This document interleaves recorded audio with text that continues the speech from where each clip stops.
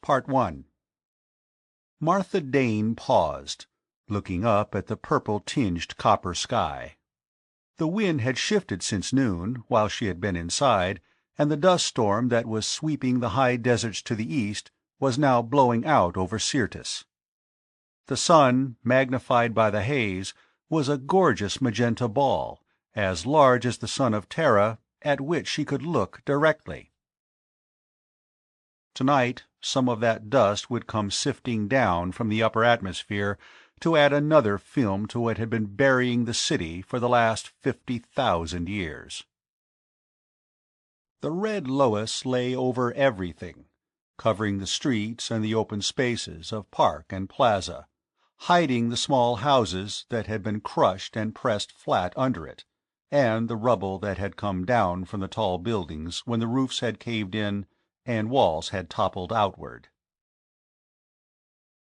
Here, where she stood, the ancient streets were 100 to 150 feet below the surface.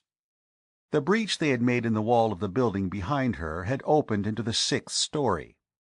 She could look down on the cluster of prefabricated huts and sheds, on the brush-grown flat that had been the waterfront, when this place had been a seaport on the ocean that was now Syrtis Depression. Already the bright metal was thinly coated with red dust. She thought again of what clearing this city would mean, in terms of time and labor, of people and supplies and equipment brought across 50 million miles of space. They'd have to use machinery. There was no other way it could be done. Bulldozers and power shovels and drag lines. They were fast, but they were rough and indiscriminate.